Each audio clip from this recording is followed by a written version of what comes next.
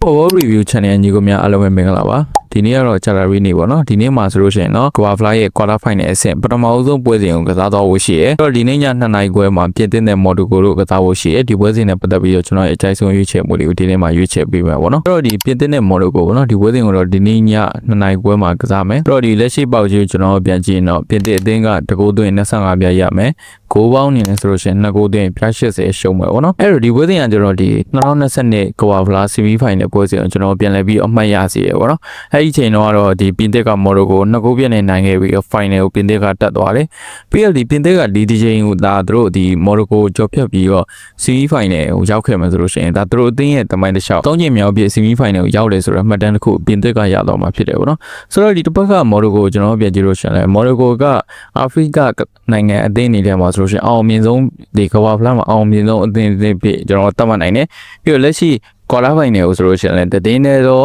့ဒါအာဖရိကနိုင်ငံအသင်းအနေနဲ့ရောက်ရှိခဲ့တာဖြစ်တယ်ပေါ့နော်။ဆိုတော့ဒီပြင်သစ်ပေါ့နော်။ပြင်သစ်ကတော့လက်ရှိသူတို့ကစားခဲ့တဲ့ပွဲစဉ်တွေကိုကျွန်တော်ပြန်ကြည့်ရလက်တော့ကောင်းတယ်။သူတို့ကစားခဲ့တဲ့ဒါအုပ်စုတွင်ပွဲစဉ်တွေကနေစပြီးရှုံးတော့အဆင့်ပွဲစဉ်တွေအထိမိနစ်90အတွင်းမှာပြင်သစ်ကပွဲအားလုံးကိုအနိုင်ခံထားတယ်။ဒါကလက်ရှိကမ္ဘာဖလားမှာဆိုလို့ရှိရင်ပြင်သစ်အသင်းပဲရှိတာကိုကျွန်တော်တွေ့ရလိမ့်မယ်ပေါ့နော်။ပြီးတော့လက်ရှိသူတို့ရဲ့တက်စစ်ကိုကျွန်တော်ပြန်ကြည့်လို့ရှိရင်လည်းတွင်ကို14ဂိုးရလာတယ်။ပေးကို2ဂိုးပဲရလာတယ်။လက်ရှိကမ္ဘာဖလားမှာပိုဆွဲဖို့အဖြစ်နိုင်ရရှိတော့အသင်းပြင်သစ်ကလက်ရှိမှာတတ်မှတ်ခြင်းခံထားရတယ်ပေါ့နော်။တစ်ဖက်ကမော်ရိုကိုကကျတော့လေလက်ရှိသူတို့ကဒီဘာဖလားရဲ့အဖွင့်ပွဲစဉ်မှာဘရာဇီးနဲ့တည်ကြခဲ့တယ်။ဒါပေမဲ့လို့နောက်ပိုင်းကစားခဲ့တဲ့နယ်သာလန်ကနေဒါအစရှိတဲ့ပွဲတွေနဲ့အနိုင်ယူပြီးတော့လက်ရှိမှာနောက်ဆုံး၄ပွဲစရိုက်ဒီမော်ရိုကိုကနိုင်ပွဲရလာတယ်ပေါ့နော်။ဆိုတော့ဒီမော်ရိုကိုကအရင်တော့ကျွန်တော်ဒီအတက်တော့အောက်သိန်းဖြစ်တတ်မှတ်ခဲ့ချပေးမယ်။ဒီအခုနောက်ပိုင်းပွဲစဉ်တွေမှာမော်ရိုကိုကပွဲတစ်ပွဲကိုအပေါ်စီးဆန်ပြန်လဲပြီးတော့ကစားလာတယ်ပေါ့နော်။ဒါသူတို့အသင်းကခံစစ်တက်ဆိုင်တိုက်စစ်ကိုပါဖွင့်ပြီးတော့ကစားတက်လာတဲ့အသင်းဖြစ်နောက်ပိုင်းပွဲစဉ်တွေမှာကျွန်တော်မော်ရိုကိုမြင်တွေ့လာရတယ်ပေါ့နော်ဒါပေမဲ့ဒီဘက်မှာမော်ရိုကိုအတွက်အထုံးနဲ့ချက်တစ်ခုရှိတယ်ပေါ့နော်ဒါသူတို့လင်းရတိုက်စစ်မှုဖြစ်တဲ့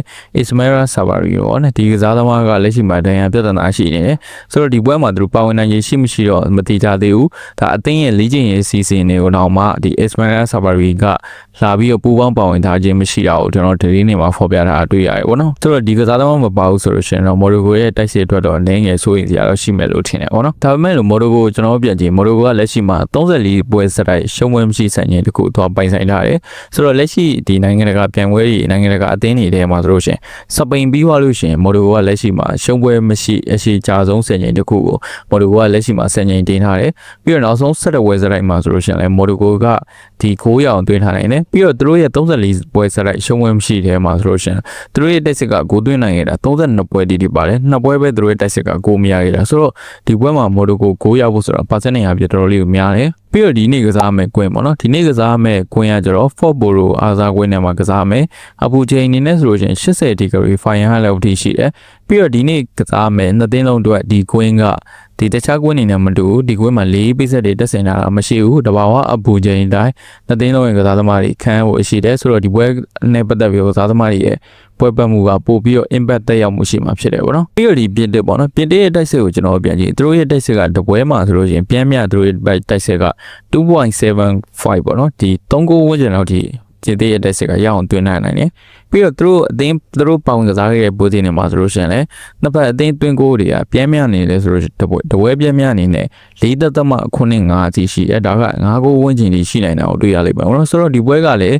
းအပြန်အသွင်းကိုရှိနိုင်လိမ့်မယ်ဒီပြင်သစ်ရဲ့တိုက်စစ်ကလည်းလက်ရှိအရင်ပြောစရာမလိုဘူးသွင်းကိုတကိုးလောက်တော့နေတော့ရအောင်သွင်းနိုင်စွမ်းရှိတယ်တစ်ဖက်ကမိုရိုကိုကကျတော့လေသူတို့ကနောက်ပိုင်းမှာတိုက်စစ်ကိုပို့ပြီးတော့တီးချပြင်ဆင်လာတဲ့အသင်းဖြစ်တယ်ပြီးတော့ဒီပွဲမှာဆိုလို့ရှိရင်လည်းမိုရိုကိုအနေနဲ့ဒီပြင်သစ်ကိုဘောလုံးကင်ပြီးတော့ပြန်လဲတိုက်စစ်ဆင်နိုင်မဲ့အခြေအနေလည်းရှိလောက်မယ်ထင်တယ်ပေါ့နော်လက်ရှိပြင်သစ်ကဒီအင်အားကြီးစပိန်သင်းလိုမျိုးဘောလုံးကိုတီးချကင်ပြီးတော့စော့တဲ့အသင်းတွေမဟုတ်ဘူးပြန်ပွဲကိုလည်းသူကအခွင့်အရေးတွေပြန်ပြီးတက်တဲ့ဒီပြန်ပြီးတက်တာကိုဒီပြီးတဲ့ပွဲစဉ်တွေမှာကျွန်တော်မြင်တွေ့ခဲ့ရပြီးပြီဆိုတော့ဒီမော်ရီကိုအနေနဲ့ဒီပွဲမှာအခန်းစစ်ဆိုတာကြီးပဲတဲ့တိုက်စစ်ကိုလည်းပြင်သစ်ကိုပြန်လဲပြီးတော့တုံ့ပြန်ကစားနိုင်စွမ်းရှိမယ်လို့ကျွန်တော်အနေနဲ့ထင်တယ်ဒီပွဲကသွင်းကိုရှိမယ်လို့ကျွန်တော်အနေနဲ့မျှော်လင့်နေပါတော့ပြီးတော့ဒီရာသီဥတုအပူချိန်အရဆိုလို့ရှိရင်လည်းနှစ်သိန်းလုံးပွဲအစပိုင်းမှာတော့နည်းနည်းဒီပို့ပြီးတော့ပြင်ပန်းမှုတွေရှိနိုင်နေမယ်ဒုတိယပိုင်းမှာသွင်းကိုတွေပုံမို့ပြီးတော့မြင်တွေ့လာမယ်လို့ကျွန်တော်မျှော်လင့်နေပါတော့ကျွန်တော်အနေနဲ့ဒုတိယပိုင်းမှာဒီပွဲမှာသွင်းကိုတွေပုံမို့မြန်ပြလာမယ်လို့မျှော်လင့်နိုင်ပေမဲ့နှစ်သိန်းပေါင်းသွင်းကို3ဂိုးထိတဲ့ဒီပွဲမှာရှိနိုင်လိမ့်မယ်လို့ကျွန်တော်အနေနဲ့ထင်တယ်ဒီတော့ကြောင့်ပဲ3ဂိုးသွင်းအပြည့်ရမယ်ဂိုးပေါင်းကြီးတစ်ခုမှာကျွန်တော်ဂိုးပေါ်ရွေးမယ်